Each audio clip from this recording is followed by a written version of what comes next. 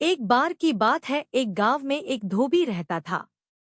उसके पास एक गधा था। धोबी आसपास के गांवों से गंदे कपड़े इकट्ठा करता था और उन्हें अपने गधे की पीठ पर लाद कर घर लाता था। कपड़ों को धोना और उन्हें इसी तरह से अपने अपने घर वापस ले जाना उनका नियमित कार्य था। एक दिन धोबी को घर पहुंचने में देर हो गई। चारों तरफ अंधेरा था। अंधेरे में दोनों को रास्ता नहीं दिख रहा था। सड़क किनारे एक बड़ा गड्ढा था। दुर्भाग्य से गधा गड्ढे में गिर गया। यह देखकर धोबी घबरा गया और जोर जोर से चिल्लाने लगा। गधा भी गड्ढे से बाहर आने के लिए बेचैन हो रहा था, इसलिए वह जोर जोर से रेंगने लगा। शोरगुल सुनकर कुछ गांव वाले उन्हें बचाने के लिए दौड़े, लेकिन काफी कोशिश के बाद भी वे गधे को गड्ढे से बाहर नहीं निकाल पाए। सभी लोगों ने मिट्टी खोदी और गड्ढे में फंसे गधे पर फेंकना शुरू कर दिया, लेकिन गधा बहुत बुद्धिमान था। जब गधे के ऊपर मिट्टी गिरी तो उसने उसे झटके से हटा दिया और उसके ऊपर खड़ा हो गया। इस तरह गड्ढा मिट्टी से भर गया और गधा सुरक्षित बाहर निकल आया। शिक्षा: कठिन समय में कभी धैर्य न खोए।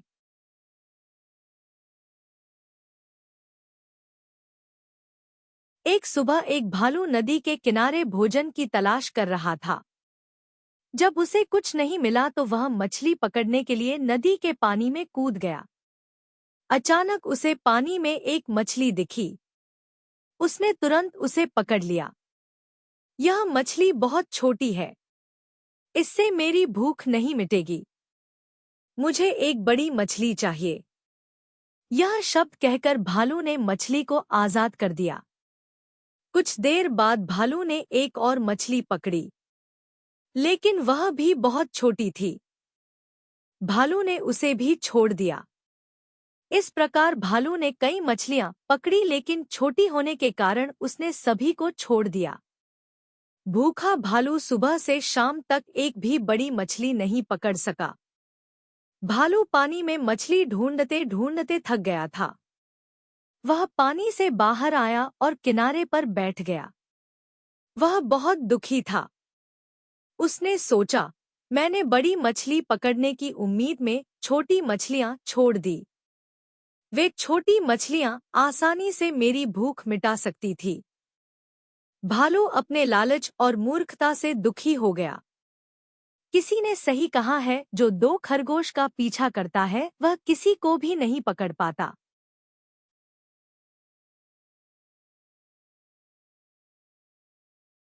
फ्रिस्की हमेशा भागता दौड़ता रहने वाला मेमना था। वह किसी की परवाह नहीं करता था। वह वही करता था जो उसे अच्छा लगता था। फ्रिस्की अपने माता पिता के साथ रहता था। वह कभी भी अपने माता पिता की बात नहीं सुनता था। वह एक अवज्ञाकारी मेमना था। उसके माता पिता ने फ्रिस्की के लिए एक नियम बना रखा था कि उसे रात 9 बजे तक सो जाना चाहिए। लेकिन फ्रिस्की अपने माता पिता की सो जाने के बाद देर रात तक टेलीविजन देखता रहता था। एक दिन फ्रिस्की की मां ने उससे कहा, अपने कीचड़ से सने पैर घर के अंदर मत लाओ, तुम घर को गंदा कर दोगे। लेकिन फ्रिस्की को इसकी कोई परवाह नहीं थी। वह दौड़ता हुआ घर के अंदर आया। गंदे पैर होने के कारण उसकी मां एक बार फिर नाराज हो गई। एक दिन आसमान में काले बादल छाए हुए थे। भारी बारिश होने वाली थी। फ्रिस्की की मां ने उसे घर से बाहर न जाने की चेतावनी दी। अब कुछ देर बाद फ्रिस्की के दोस्त टोनी ने उसे बुलाया। अरे अरे आओ हम खेलेंगे। फ्रिस्की उत्साहित हो गया। उसने अपने माता पिता की चेतावनी की परवाह नहीं की और चला गया। जब वह अपने दोस्त के घर के आधे रास्ते पर था तो बारिश शुरू हो गई। जल्द ही भारी बारिश होने लगी। बादल गरजे और आकाश में बिजली चमकने लगी। फ्रिस्की डर गया और कांपने लगा। वह तेजी से भागने लगा।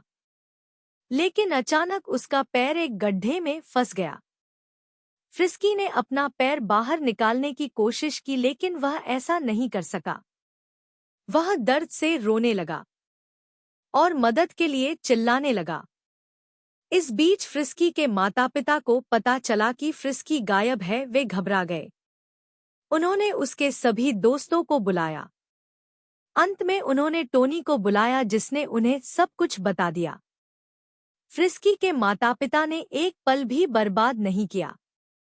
वे फ्रिस्की की तलाश में निकल पड़े। जल्द ही उन्होंने उसे ढूंढ लिया और राहत की सांस ली। पिता ने फ्रिस्की का पैर बाहर निकाला।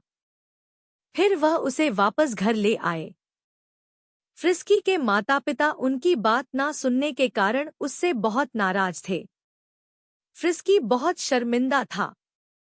फ्रिस्की ने कहा, मुझे खेद है कि मैंने इतनी परेशानी खड़ी कर दी।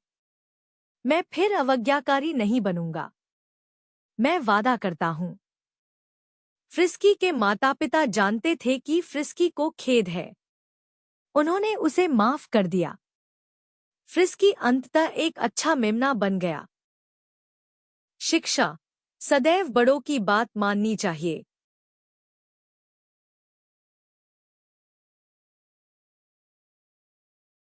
एक गांव में एक युवा जोड़ा रहता था। वे जल्द ही एक बच्चे को जन्म देने वाले थे। उनके घर के बगल में एक सुंदर सा बगीचा था, जो एक चुड़ैल का था। एक दिन महिला ने बगीचे में कुछ ताजे पंजेल देखे। उसे उन्हें खाने की बहुत इच्छा हुई। पत्नी के बहुत कहने पर उसके पति ने चुड़ैल के बगीचे में जाने का निर्णय लिया। जैसे ही उसने पत्तियां तोड़ी, उसने देखा कि चुड़ैल उसके सामने खड़ी है। तुम्हारी हिम्मत कैसे हुई मेरे बगीचे में जड़ी बूटियां तोड़ने की? क्रोधित चुड़ैल ने कहा। मैं यह अपनी पत्नी के लिए ले जा रहा हूं, जो गर्भवती है। कृपया मुझे माफ कर दे। चुड़ैल मुस्कुराई, ठीक है, मैं तुम्हें हर दिन उसके लिए यह ले जाने दूंगी, लेकिन तुम्हारे बच्चे को जन्म के समय मैं ले जाऊंगी और उसका पालन पोषण करूंगी। चुड़ैल ने कहा। गरीब आदमी ने विनती की, लेकिन कोई फायदा नहीं हुआ। कुछ हफ्तों बाद एक सुंदर बच्ची का जन्म हुआ। चुड़ैल वादा पूरा करने के लिए प्रकट हुई। इसका नाम पंजेल रखा जाएगा।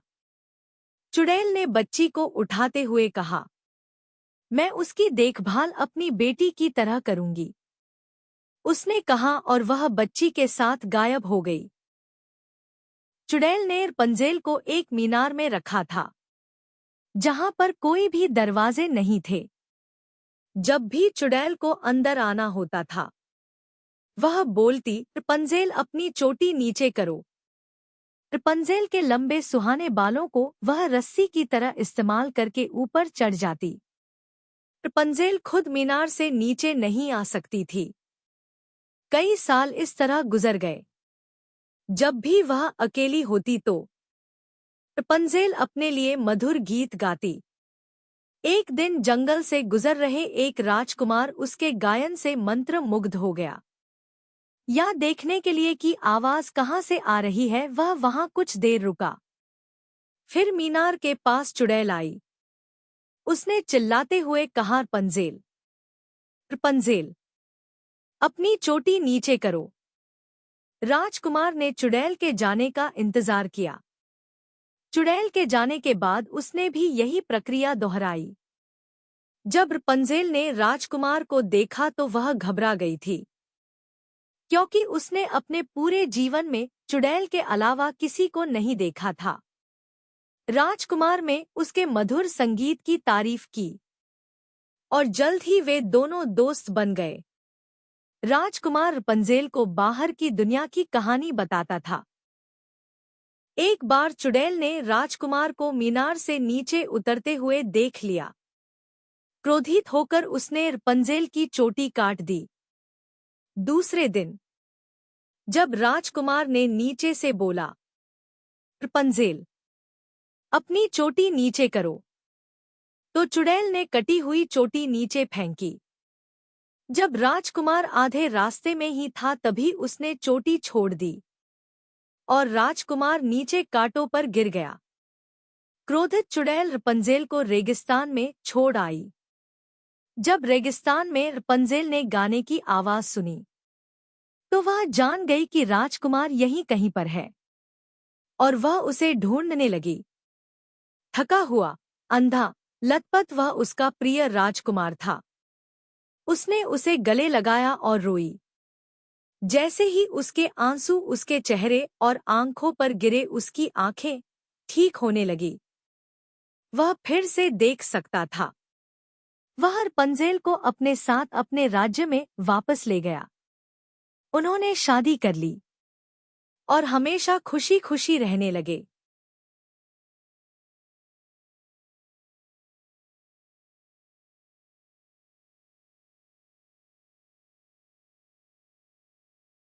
एक बार की बात है, दूर एक राज्य में मिडास नाम का एक राजा रहता था। वह बहुत अमीर था। उसे सोने से बहुत प्यार था।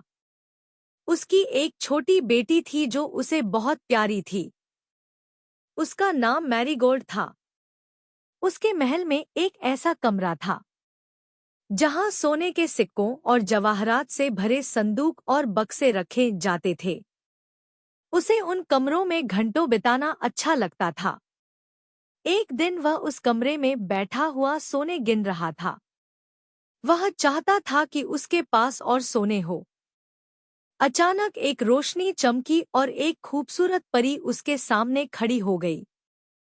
परी ने कहा, मैं आपकी एक इच्छा पूरी करने आई हूँ। मैं चाहता हूँ कि मैं जिस चीज को भी छूऊं वह सोने में तब्दील हो जाए। परी ने कहा, आपकी इच्छा पूरी हुई। राजा मिडास बहुत खुश हुआ। यह देखने के लिए कि उसकी इच्छा पूरी हुई या नहीं, वह उठा और उसने अपने बिस्तर को छुआ। वह सोने में बदल गया। उसने अपने कमरे में मौजूद हर चीज को छुआ। लैंप, फूलदान, पर्दे और कुर्सियां, सब कुछ सुनहरा हो गया। राजा ने सोचा, मुझे देखना चाहिए कि यह मेरे महल के दूसरे हिस्सों में भी काम करता है या नहीं। वह बगीचे में गया। जब उसने देखा कि फूल और पत्ते, पेड़ और मूर्ति सब उसके स्पर्श से सोने में बदल है तो वह रोमांचित हो गया। राजा ने एक खुशनुमा सुबह बिताई, लेकिन जल्द ही उसे भूख लगने लगी। कुछ खाने के लिए अंदर गया, लेकिन अजीब चीजें होने लगी। पानी का प्याला सुनहरा हो गया। उसने जिन प्लेट को छुआ वे सोने की हो गई।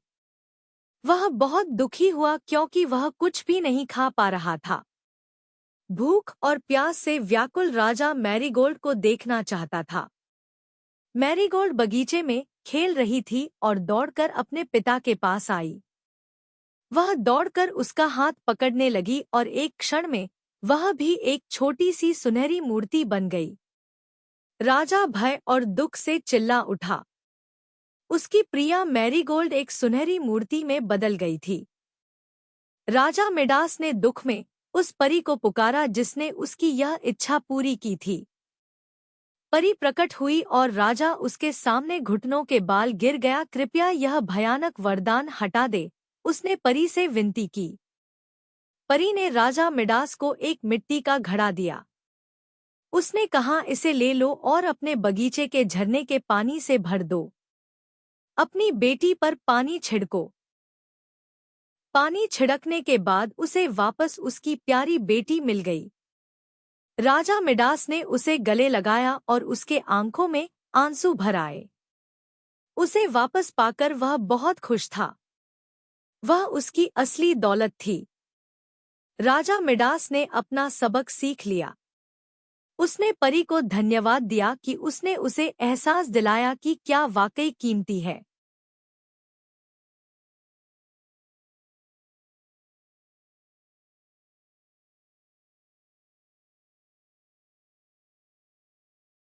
एक बार एक भूखा शेर शिकार की तलाश में जंगल में भटक रहा था। अचानक शेर ने एक मोती बकरी को एक पहाड़ी थी छोटी पर खड़ा देखा। शेर ने मुस्कुराते हुए बकरी से पूछा, क्या तुम्हें भूख नहीं लग रही है? हाँ, मुझे तो हमेशा भूख लगती है, बकरी ने जवाब दिया। तो फिर तुम यहाँ क्यों नहीं आते? यहाँ घास कोमल और हरी है, शेर ने खुश होकर कहा। बकरी बोली, मुझे बताने के लिए धन्यवाद। मुझे उम्मीद है कि तुम्हें यह खाना पसंद आएगा और मैं तुम्हें मुझे खाने का मौका नहीं देना चाहती। अलविदा।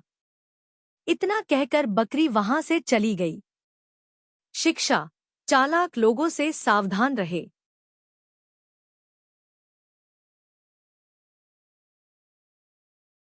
एक छोटे से तालाब में एक मेंढक रहता था। तालाब के पास बरगद के पेड़ के नीचे एक बिल में एक चूहा भी रहता था। वे बहुत अच्छे दोस्त थे और एक दूसरे के बिना नहीं रह सकते थे। एक दिन गर्मी की दोपहर में मेंढक ने चूहे को तालाब के ठंडे पानी में तैरने की सलाह दी। चूहे ने जवाब दिया, अरे नहीं, मैं पानी में नहीं जा सकता क्योंकि मुझे तैरना नहीं आता। मेंढक ने एक विचार दिया, मैं तुम्हारे अगले पैरों को अपने पिछले पैरों में बांध दूंगा। फिर मैं तैरूंगा और मेरे साथ तुम भी तैर सकोगे। चूहे को यह विचार पसंद आया। अच्छा, यह काम करेगा। उन्होंने अपने पैरों को रस्सी से बांधा और तालाब में कूद गए। मेंढक तैर सकता था, इसलिए उसे तैरने में आनंद आया, लेकिन चूहे का क्या? पानी चूहे के कान, मुंह और नाक में चला गया और वह दम घुटने से मर गया। तैरने के बाद मेंढक पानी से बाहर आया और मरा हुआ चूहा भी उसके पीछे पीछे साथ आया। मेंढक ने चूहे की बारीकी से जांच की और पाया कि उसका दोस्त मर चुका है। इसी बीच तालाब के ऊपर उड़ रहे एक बाज ने मरा हुआ चूहा देखा। बाज ने एक झपटे में मरे हुए चूहे को अपने पंजे में पकड़ लिया और मेंढक भी उसके साथ चला गया क्योंकि उसके पैर चूहे से बंधे थे।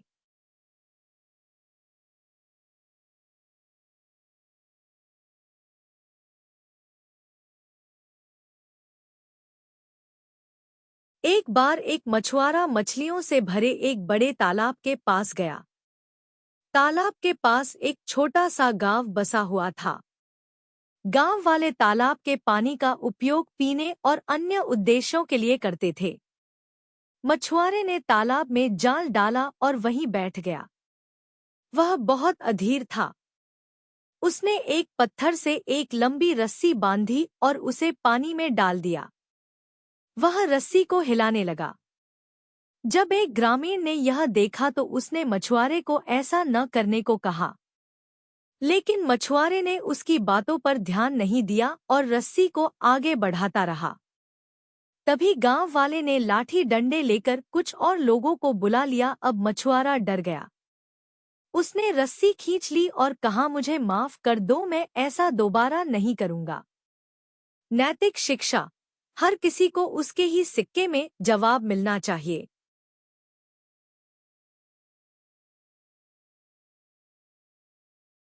बहुत समय पहले की बात है, एक प्यासा कबूतर पानी पीने के लिए नदी की ओर उड़ा। पानी पीते समय कबूतर ने नदी में एक चींटी को तैरते देखा। कबूतर ने चींटी को बचाने की सोची। कबूतर ने पेड़ से एक पत्ता तोड़ा और वापस नदी की ओर उड़ गया। चींटी के पास पहुंचकर कबूतर ने पत्ता गिरा दिया। चींटी अपनी जान बचाने के लिए पत्ते पर रेंगने लगी। पत्ता तैरकर नदी के किनारे आ गया और चींटी की जान बच गई। चींटी की जान बचाकर कबूतर खुश हो गया और आकाश में उड़ गया। चींटी ने दयालु कबूतर के प्रति कृतज्ञता महसूस की। कुछ दिनों के बाद एक शिकारी पक्षियों का शिकार करने के लिए जंगल में आया। अपने टीले के पास बैठी चींटी ने शिकारी को देखा। तभी कबूतर आया और पास के एक पेड़ पर बैठ गया। कबूतर अपने बच्चों को दाना खिलाने लगा। उसे शिकारी का पता नहीं था। शिकारी ने कबूतर को देखा और वह बहुत सावधानी से पेड़ की ओर आगे बढ़ा। चींटी समझ गई कि कबूतर की जान खतरे में है। उसने कबूतर को बचाने का फैसला किया। चींटी तेजी से शिकारी की ओर रेंगने लगी। उसने शिकारी के पैर पर काट लिया। उसी समय शिकारी ने गोली चलाई, लेकिन चींटी के काटने के कारण गोली चूक गई। गोलियों की आवाज सुनकर कबूतर पेड़ से उड़ गया। काटने के बाद चींटी शिकारी के पैर से कूद गई। दर्द से कराहता हुआ शिकारी जमीन पर बैठ गया और अपना पैर रगड़ने लगा। परेशान शिकारी ने उड़ते हुए कबूतर को एक आह भरकर देखा और चला गया। इस तरह चींटी ने दयालु कबूतर की जान बचाई। नैतिक शिक्षा: अच्छे कर्म को हमेशा अच्छा प्रतिफल मिलता है।